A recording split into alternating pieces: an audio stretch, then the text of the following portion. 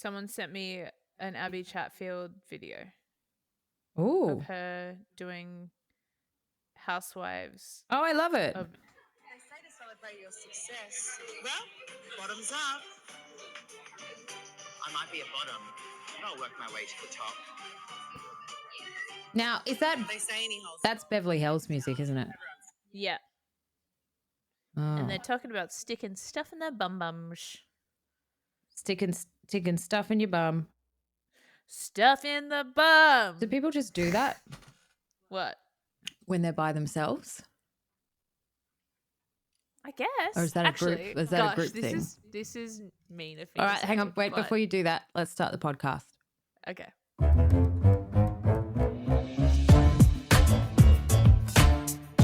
Hello, welcome to Throwing Drinks. I'm Jen, that's Maggie. I want to talk about someone who I went to high school with. I don't know if this was ever confirmed. I have vague feelings it was. But there was a guy who everyone had assumed he'd come out at high school. I Okay. went to like an arts high school, so it wasn't like a big deal to be gay at the arts high school. Oh, it was in our school. It was. Yeah. Yeah. Oh, it was? Huge. Right. Yeah. Basically, everyone at my school was at least bi, right? But so at least a solid minimum 4 on the Kinsey scale.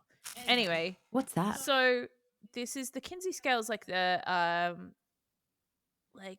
scale of sexuality and queerness. Yeah, right. So if you're like a 1, I think you're very, very straight. I'm gonna look it up. Let's figure out where Maggie is on I think the we all Kinsey know. scale right now. There we go. Kinsey scale test. We're Googling. We're Googling, honey.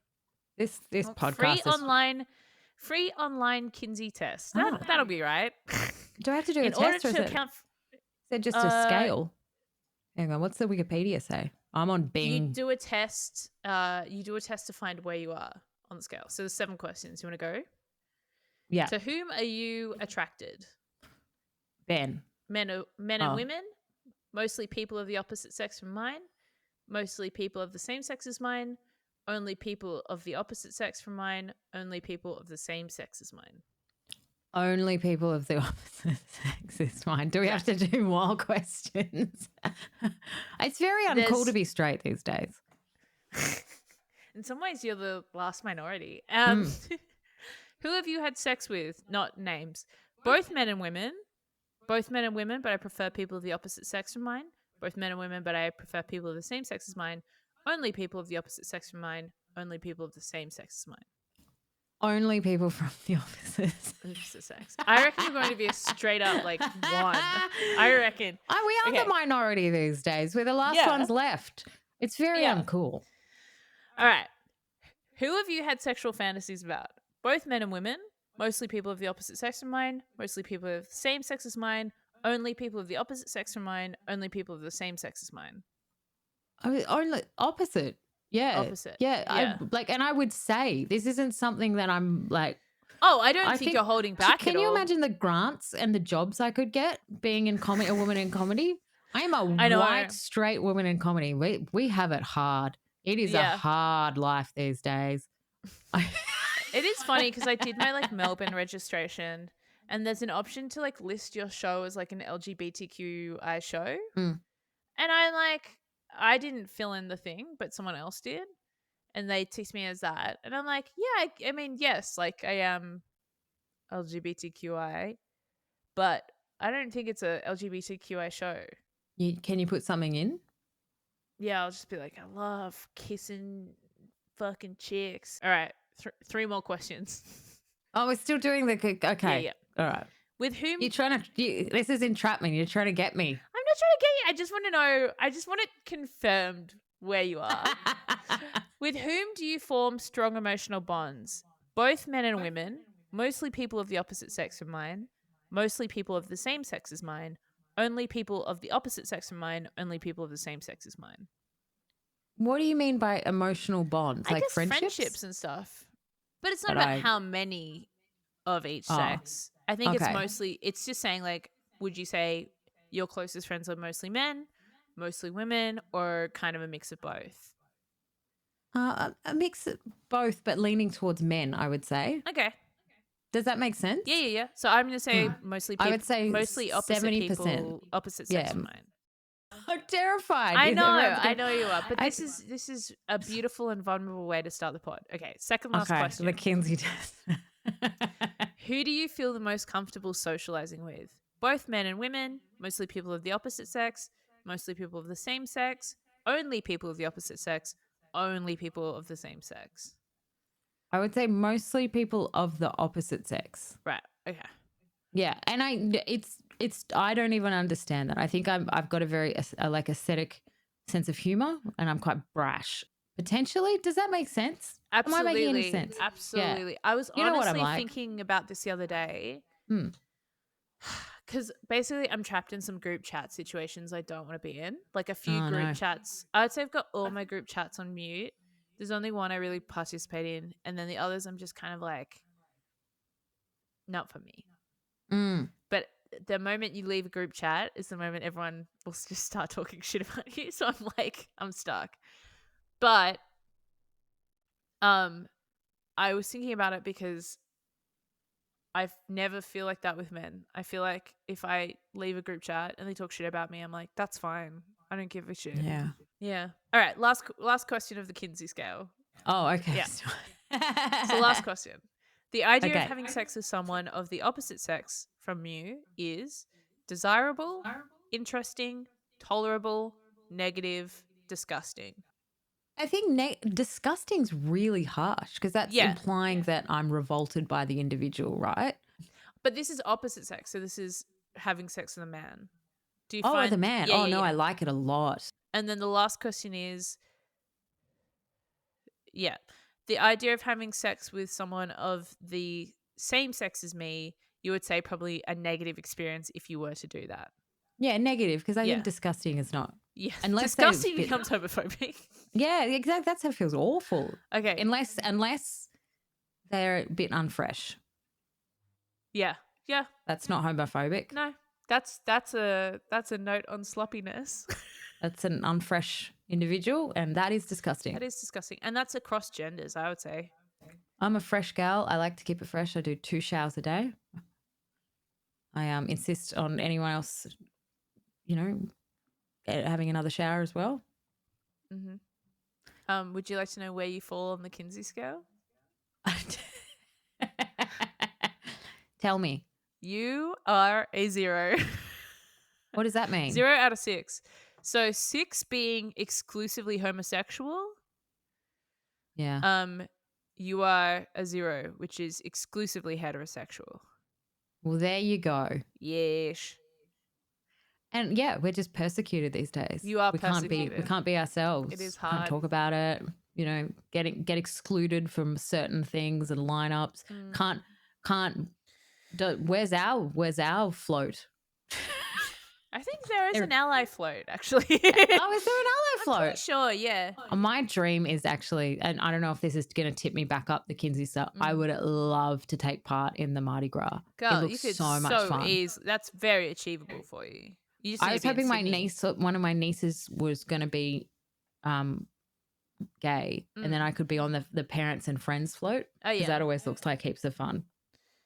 I got invited onto a float this year. I can't remember what it's called. But I've been invited a few times over the years, and I really like the idea of it. The problem is you've got to go to rehearsals, and I'm like, I don't want to do that.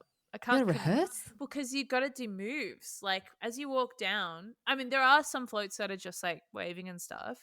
Most of the time, there's usually like a DJ, and there's dance moves and like coordinated outfits. And I get it because it's the Mardi Gras, right? It can't just be low key, but I'm also like, I can't commit to rehearsals. I don't even rehearse for myself, When is it? When's Mardi Gras? I think it's end of Feb.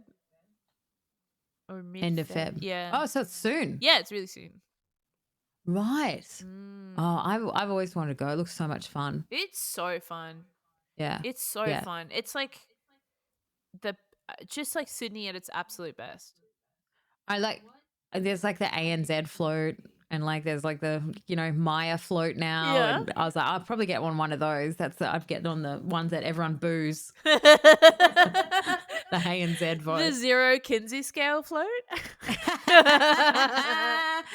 We all just dress as zeros Yeah. and, woo, woo, woo, woo. Where do you sit, Jen?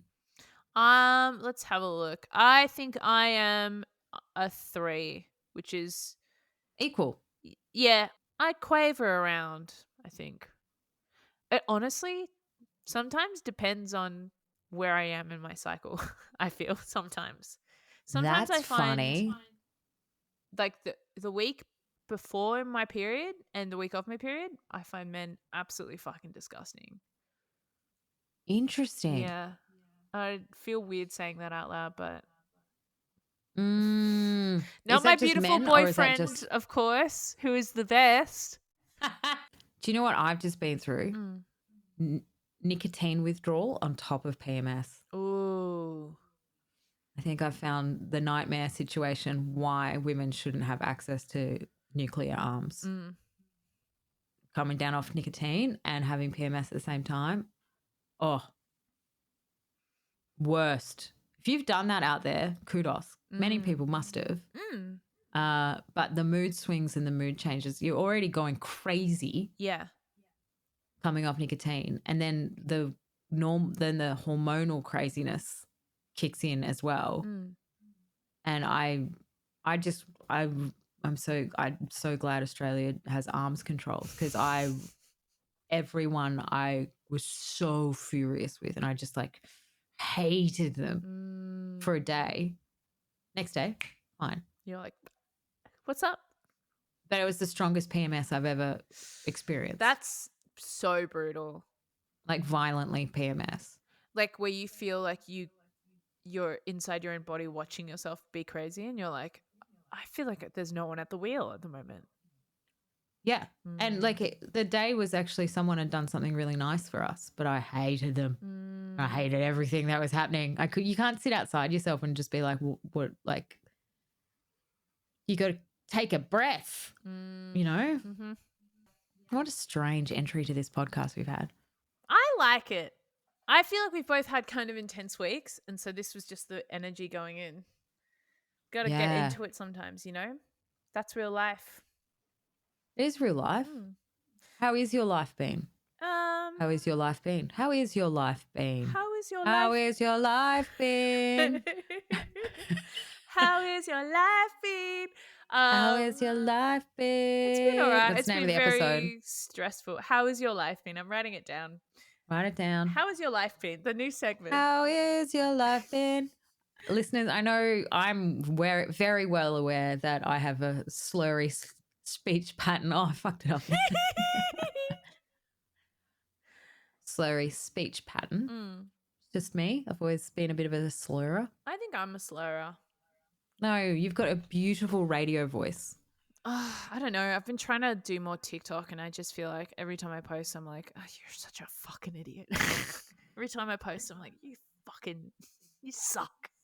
Or I can hear like a slight lisp. I feel so vulnerable on TikTok. It is so out of my depth. It's really scary.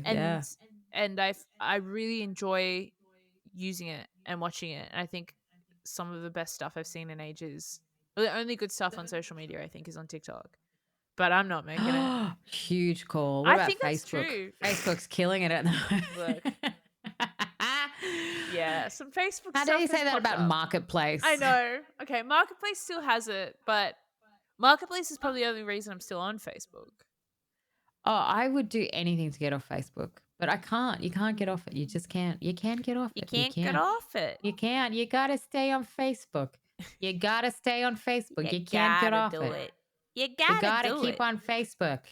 Yeah. How else do you get on Messenger? And also, Messenger is the only app I like that for chatting. WhatsApp's fine. I think Messenger's the best still. Yeah. Right? Like it's just Messenger you don't get. Well, you don't get the spam messages with Messenger. WhatsApp you get scary messages from people far away telling you to give them your money. Yeah. Or weird recruiters. Do you get that? I get them being Yeah. like, hello, we'd love to offer you a job. And I'm like, how did you fucking get this number? I'm more like, how did you know? How did you know I needed it? Who told you? Who told you? I think I might have written back who told you once. Who told you? How did you know? Yeah, no, I don't like WhatsApp. I've been using it a lot lately. And I don't know, the greenness of it. It doesn't I feel very don't like the chic. green. I hate the aesthetic of it. And yeah. it's owned by Meta or whatever anyway. So I'm like, Is just it? fucking change it. Yeah. I didn't know that. Well, a recent purchase. Let me see. Oh. Yeah, it's owned by Meta. Yeah. Speaking of, I don't know, phones. Big celebration on my end. Big news.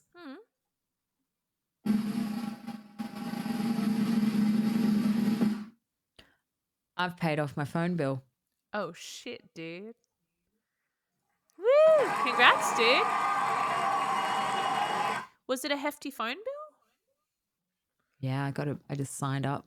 Oh, that's brutal. It wasn't so much the phone bill. I've paid off the phone. Oh god, that feels good when that happens. I know, and I know I'm going to drop it any second. Yep. I'm with you. 2 years? Haven't dropped it for 2 years. No, but it took me 2 years to pay it off. That's normal, right? Yeah, but how much you actually pay to pay off your phone, you slip into these, it's going down quite a lot. Now it's like $45 a month. I was paying like $150. Yeah, that's insane. I have nothing fun to say to that. I'm sorry. Should we get into some Housewives? Sure. Don't sound too excited. No, I was just looking at how long we've been talking bullshit for. I feel like, oh fuck, I've written so many notes this week because there's just so much going on. I feel like the breaking news is that Monica has been confirmed as not coming back. She can't come back. No, I mean she can't, but Andy's confirmed it. And he said on his radio show that she's in a cooling off period. And we'll get into the reunion, the third part. But basically, he was like, I was kind of expecting her to say everything she needed to say. So then there could at least be some kind of the women maybe could maybe find it in their way to forgive her. And she didn't do it. So she's not coming back. And I think she's doubled down on social media with a lot of weird posts and stuff. So you're saying he said that it's like she didn't. It's done. R.I.P. to one of the goats. There was no redemption. There was no. She didn't feel bad about anything that she'd done, and he was looking for her to feel bad, not feel bad, but apologize in a way. Yeah. To Bridget, but she didn't. She just kept yelling. She just yelled and yelled and yelled. I think it was an amazing episode. Incredible. One of the best reunion episodes. Yes. And of all time. I feel like, honestly, it's that and the Scandival Vanderpump reunions, I feel like have been the best reunions I've ever watched. Of recent, anywed. But yeah. Are you surprised at all that Monica's not coming back? If you told me this before I'd watched it, like if part 2, like we're at part 3 now, aren't we? It was 3-parter? Yep. Was it 2-parter? 3 parts. If you had told me that around part 2 that she's not coming back, I would have been shocked. But after watching part 3 and what went down, of course, I was like, no, that absolutely had to happen. Because if they'd encouraged this, I think Lisa and Heather made a really, really good point about the worst part of being on this show is the trolls and what you have to deal with as a woman. And, if they'd brought Monica back, they would have been endorsing the drama that comes around with trolls and encouraging people to keep doing whatever she was doing. Yeah. And also opening a pathway to those people for being on the show. Yeah, I think she had to go. She'll find her way onto something else, you know.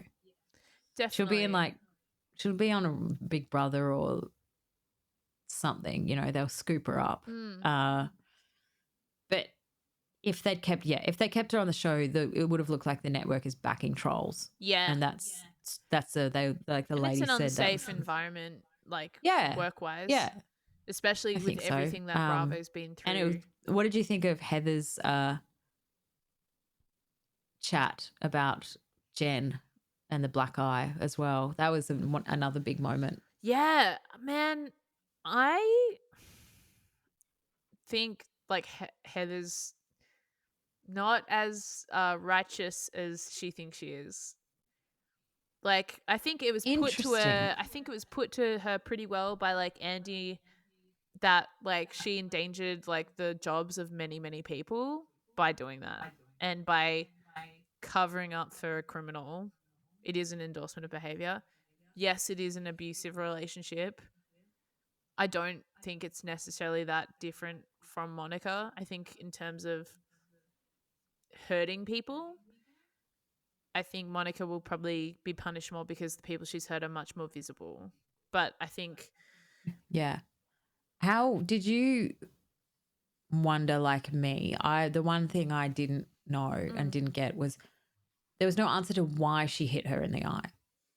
It was kind of like, yeah, this happened. Did I miss that? No, was that part of it? they There was didn't no say. answer to She just said, why it happened. "Oh, we were drunk, and I woke up and I had a black eye, and I assumed it was Jen, so I called her, and then she said I must have given that to you." It was a hefty black eye. That's a full fist. Yeah, and she couldn't open her eye, and like, I don't know. Yeah, like, weren't cops involved and stuff? Oh no, cops weren't involved because they couldn't figure out who it was or how it happened. I don't know. I just think, I think it's really not great. I know what Monica did was bad, but I also think Heather is in that glass house, honey, and she's throwing stones. So you're saying Heather's just as bad as Monica? No, because I don't she didn't think call out. I don't think she's just as bad, but I don't think she has as clean. Like, I think Andy put it really well. He said, "Do you think we should extend Monica the same grace that you're asking for?" And then she couldn't answer.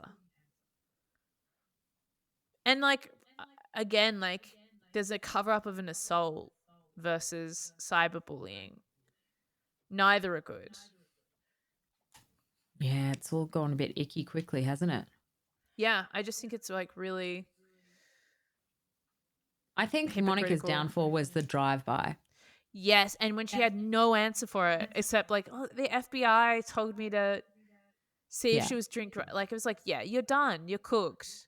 Yeah, it felt that was it. It felt almost cartoonish, like she was a cartoon villain. Like, the peak of her villainry was like, you know, the Bermuda dinner, and then everything from down there was just like her unraveling, her absolutely flopping. She just stood her ground the whole time. Like, that was the point. And I think that was the point that the producers had orchestrated for her to go, all right. Yeah. You know, this is how it is.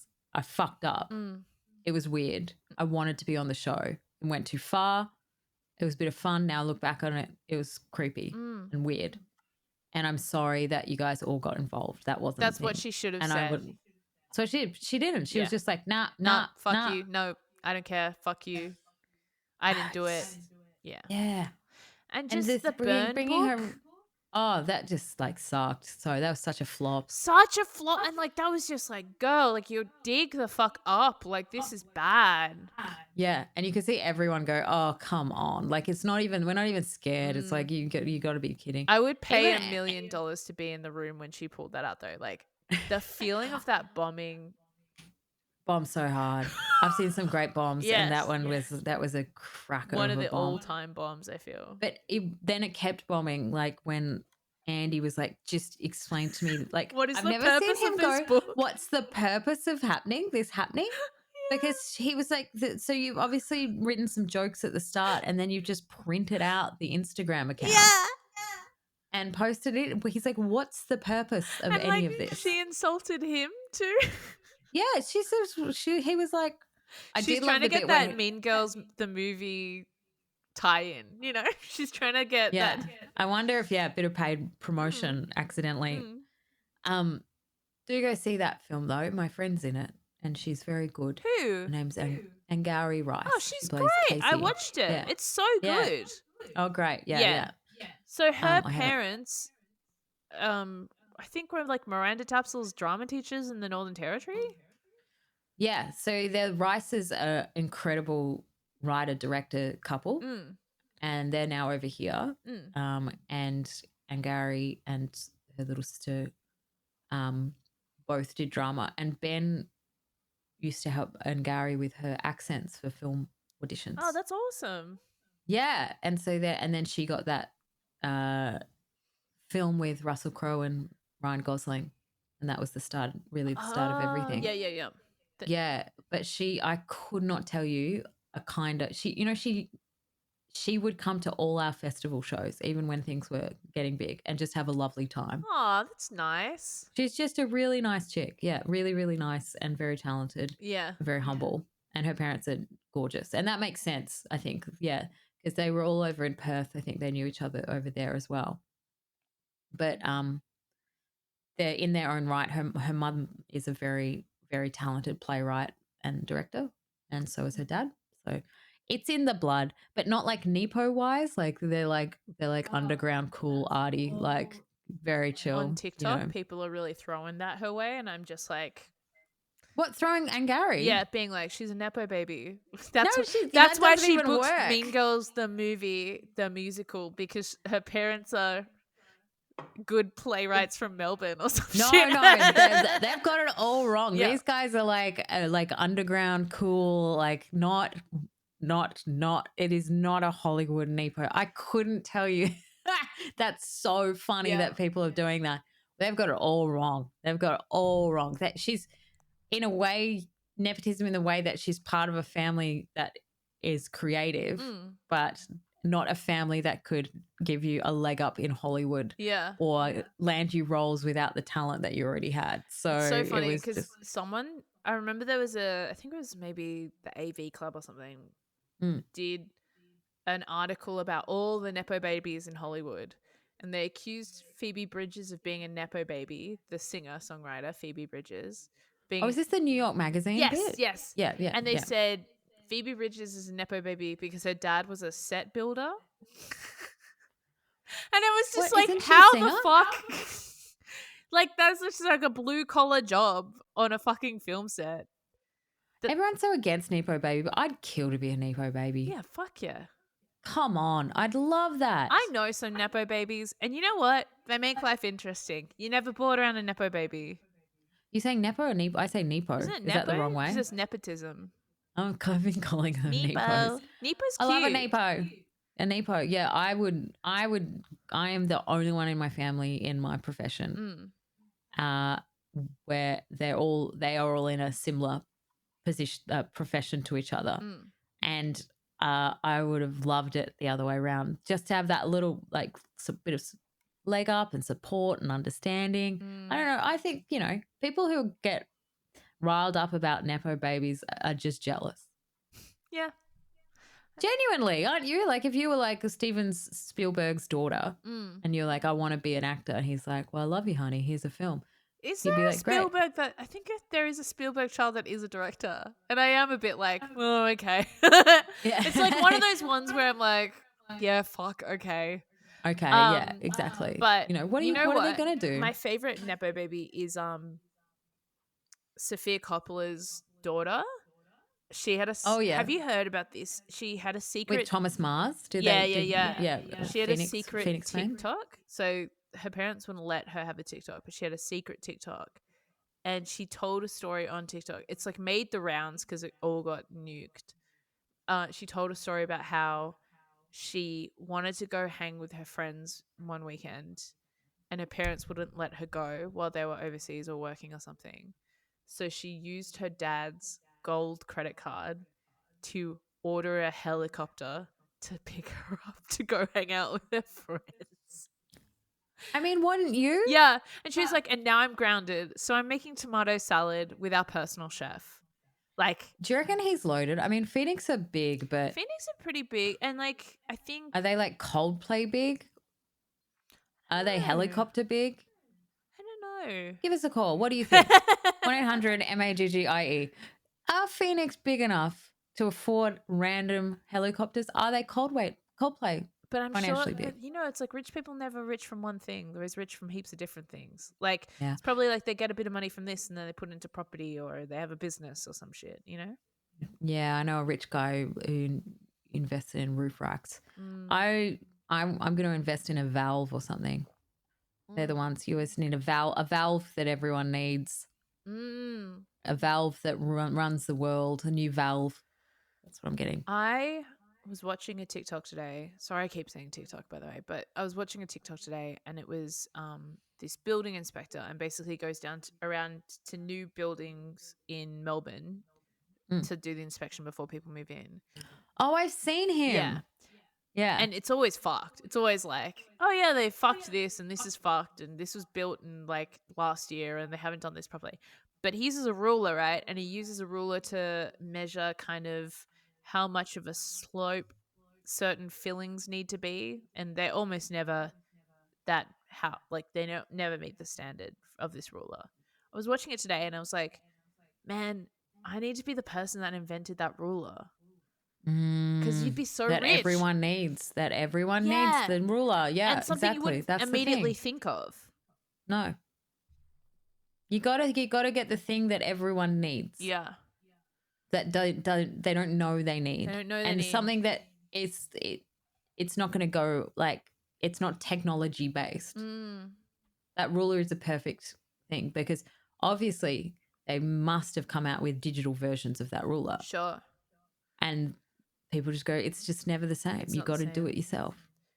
And it's like every person that does that needs that ruler. Yeah. Anyway. Yeah. Housewives.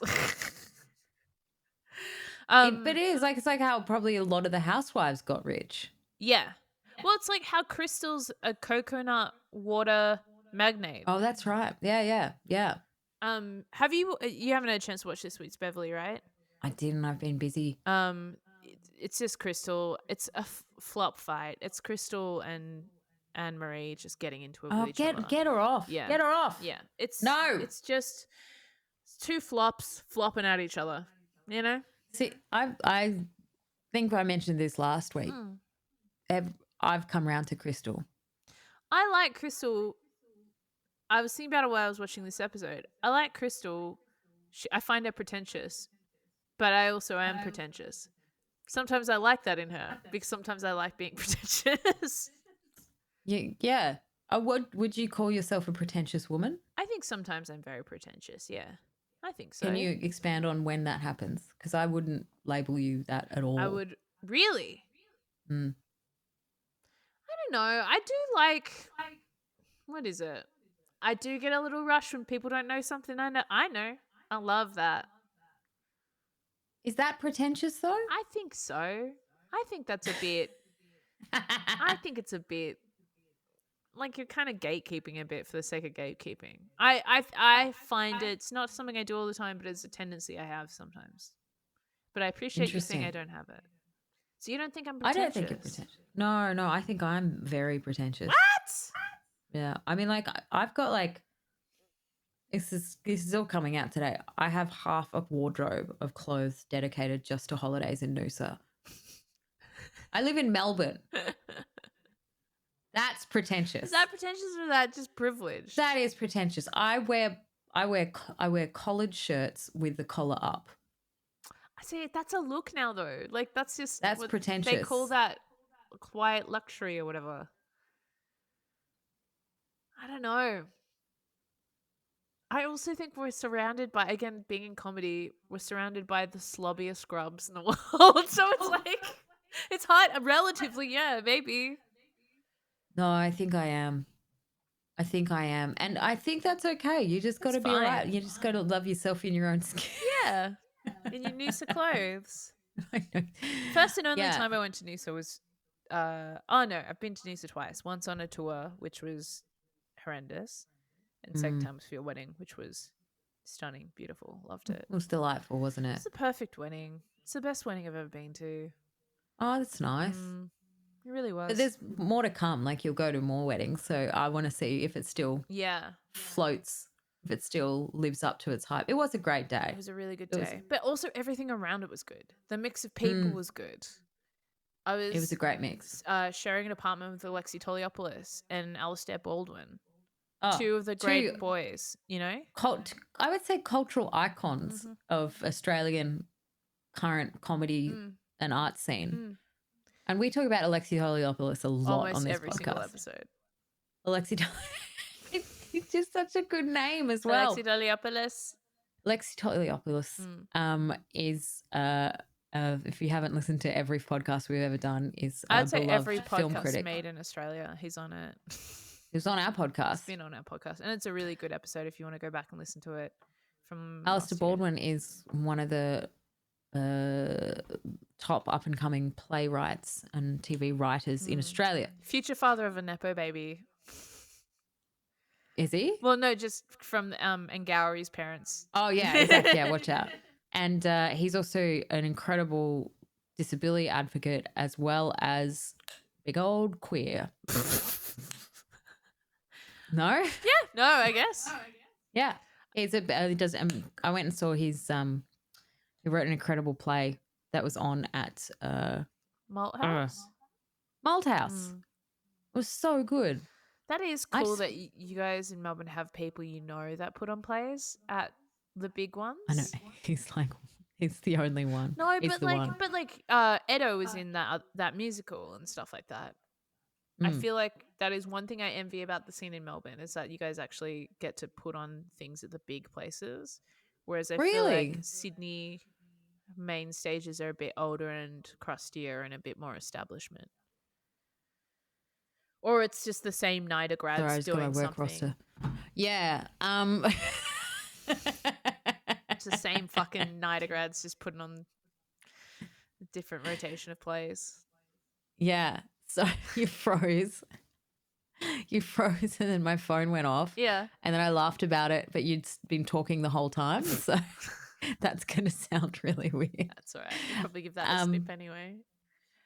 Yeah, I think that's a good thing about Melbourne. You can do little things and big things, and they kind of encourage new blood to do things in the bigger places because there is more room. Sydney just really, I find very I'm very overwhelmed by Sydney. As in the scene or just?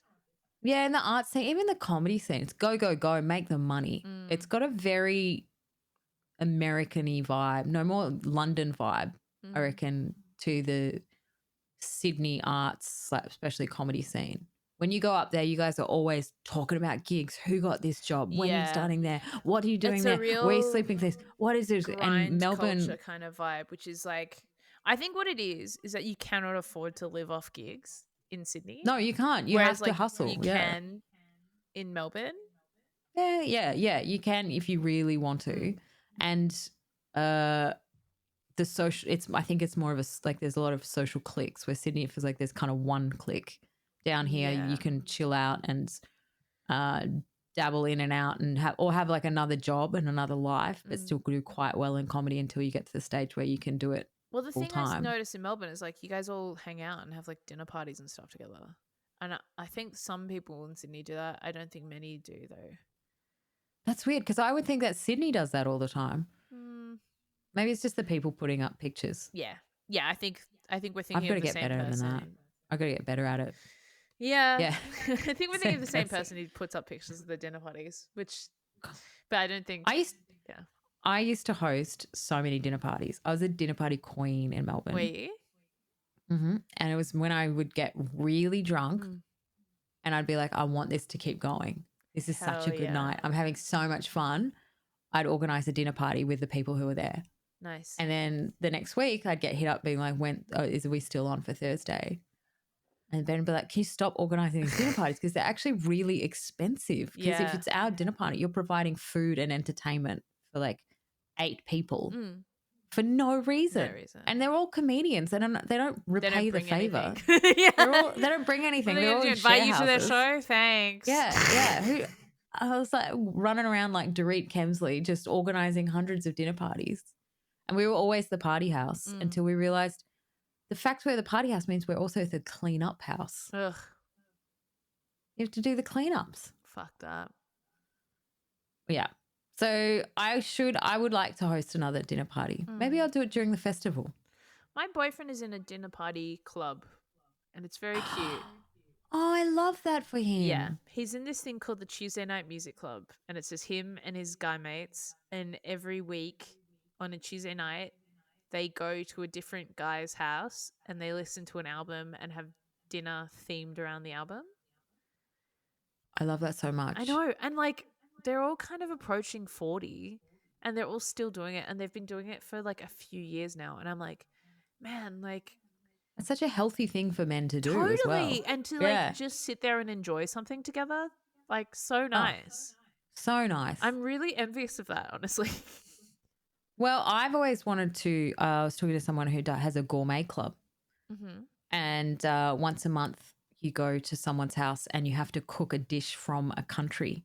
Oh, yeah. All do the same country and you have dinner and the person who's hosting has to like dress the table as. That's fun. You know what, like 21-year-old me would be like lame, but 36-year-olds like I could not think of anything more fun. Totally. I'd be like, oh my gosh, I'm going to go to the library. I'm going to get some recipe books out. I'm going to go on Netflix. I'm going to watch some shows. I'm going to think about this all week. Yes. Yes. Oh my gosh. I'm going to do a practice. I'm going to do a practice run. We're going to do a practice run of the recipe and a practice run of driving to their house to see how long it's going to take to get to their house and where the best parking is. That's so funny. Like my lovely father did. We went to the cricket. We're going to the cricket. He did a recce the day before for parking. So he drove to the cricket and found where the parking was and came back. That's such a and dad everyone thing laughed. to do. Well, now I know where I get my producing skills from because everyone laughed, but he was right. And we got there and it was quick and it was fine. That's so good. But that to me, you know what else sounds like something that I just think sounds delightful. A day on the green. What's that? It's that concert you go to, the festival. Oh, yeah? Where you go to a vineyard. Oh, yes. And you listen to Robbie Williams for a couple of hours. There's a bus that takes you there. You bring a picnic or they provide stuff. You just have a nice time. You enjoy it. And then you go home. And that's the music festival. I hosted like a tour of those. Oh, right. And it was so fun. And it was an all-female lineup. So like the headliners were like Missy Higgins, Casey Chambers, Sarah Blasco. I don't know, but just like cool women. And so it was a majority female audience. And so it's just women in beautiful dresses having a picnic, listening to cool women making music. Like it was so lovely. And it was just nice. And one of these things where to like statistically there is more likely to be violence and all that stuff if men are present at a music event where there's alcohol. Yeah.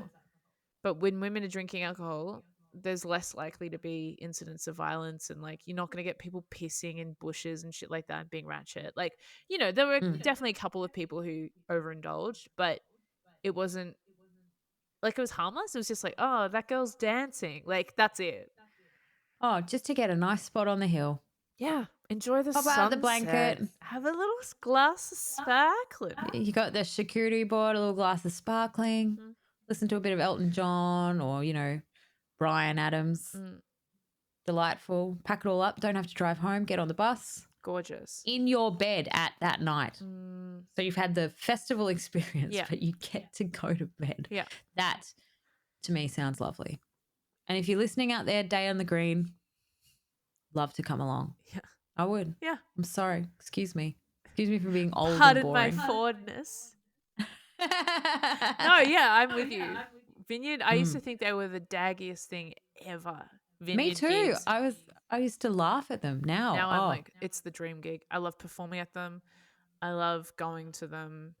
The only thing I don't like about them is the toilet situation, but usually, because it's on a vineyard, they have some kind of arty toilet situation, some well-designed modern architectural toilet. So I'm like, that's fine.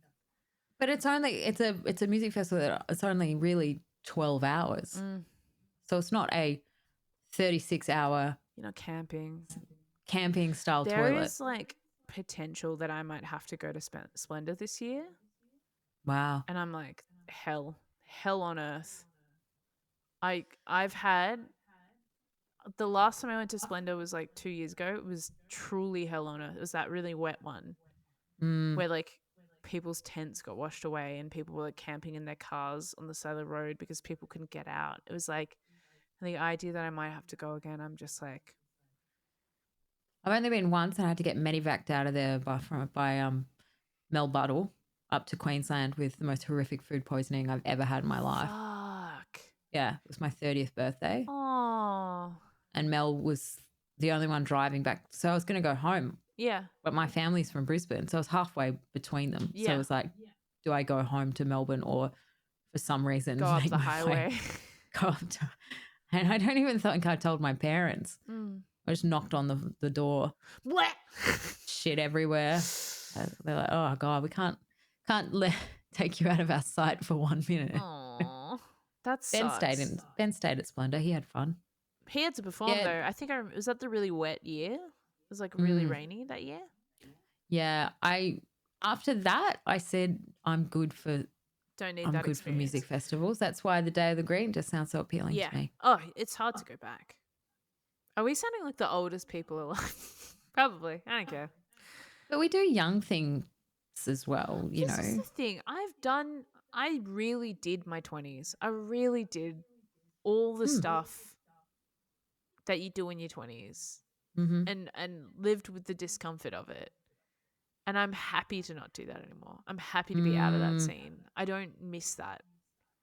Like, this is going to sound like such a narc thing to say, but like there are still people in my immediate circle who still really like fiend for bags when they go out. Like we'll go to the pub and it'll be Sunday afternoon and we'll get to dinner time and then they'll be like, let's get a fucking bag. Like, let's go. And I'm just like, I really couldn't think of anything worse than like doing a line off this shitty suburban pub toilet. I think that would be a true nightmare for me. Because I like to get to the stage where I like if I'm not having fun, I go home. Yes. Yeah. I don't want to just I get force sick. Fun at the pub. Yeah, I get if I push myself and I'm like to have fun, I get like the flu. It takes days to recover. Yeah. I think, you know, it's like it's similar to going to a young person. Let the record show I'm squinting into a light when I'm saying this as well. I look like a fucking idiot. All right. I'm going to turn that light down. Hang on. Hey, that's better. Yeah, it's like going to a new comedian's show and I'm not saying it's bad, but it's like they're trying to be spicy. And they say because they're trying stuff. to figure out what their voice is still. They haven't figured it out yet. Yeah, totally. But what they do is they try and shock you. And they try and like say things and they're like, oh, you oldies, or like, oh, you don't get it. You know, I went to one where they're like, there's this thing called Grindr. I don't know if you've heard of it. And it's what's clear is that, you know, there's people in their 60s and 70s or 50s in the crowd. They're not unimpressed. They've just done it and they're tired. Yeah. I think Grindr's been around for 15 years at least. You guys, the things that these people think they're doing compared to the 50 years of fucked up experience that's in the crowd that people just we don't find it shocking. Yeah. We've done it. Sorry. Like, you know, yeah, I was about to bring up something that I've done, but like it, you know, it's not shocking. We're not shocked. We're tired. Show us something new. Talk about something new. Don't be like, oh, I'm shocking the older ones in the crowd. Oh, I wonder what they're going to think of me.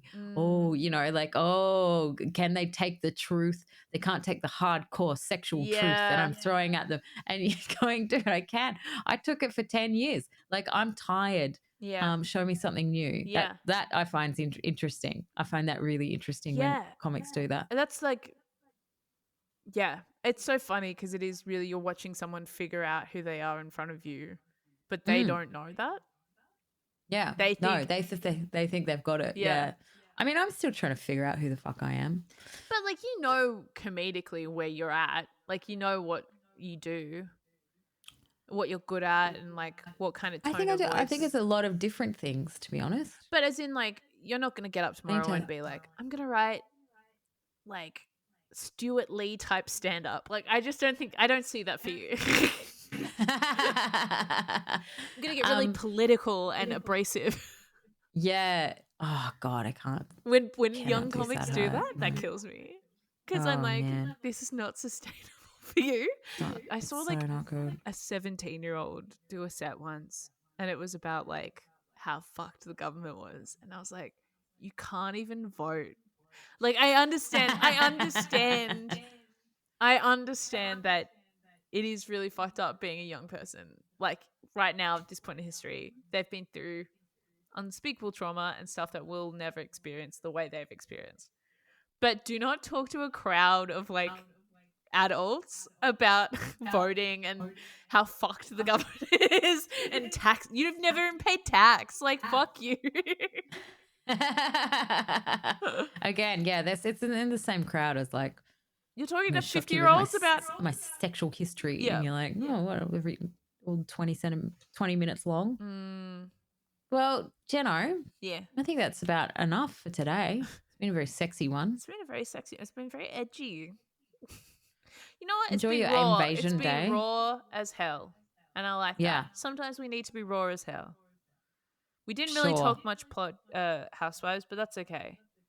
No, we didn't even get to Potomac. I've stopped watching. I cannot watch it anymore.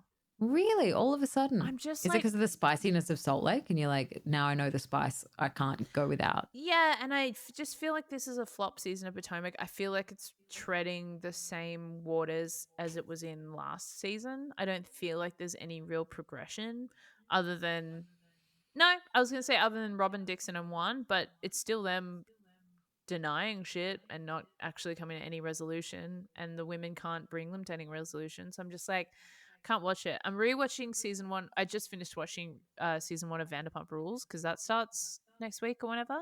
And I'm like, damn, this is spicy as hell. Just Stacy. I don't think I realized how fucking toxic Stacy was.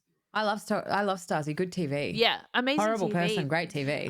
The first episode, she and Jax are fighting, and he's like, I just can't deal with like the devil right now talking about Stacy, and she goes, I am the devil, and don't you ever forget that. That's like, love it. That's insane. That's TV. I got told I looked like Stacy once. I mean, in that you're blonde and you have blue eyes, but not really. They're actually green. Are they? Oh, well, in this light, they look blue. They're very green. Oh. Very, very green, Jen. Thanks a lot. Green like WhatsApp. All right, let's go. All right. Have a good day. Thank you for listening.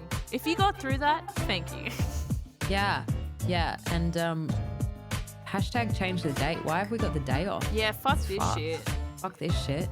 So all we can do is talk about our silly little lives and watch silly little Housewives. But I did sell another jumper on Depop. Oh, fuck yeah. That's great. Yeah. Oh, your dress is on the way, by the way. Great. I was worried it had been stolen out of my mailroom. No, I just forgot to post it. All right. Bye. Bye.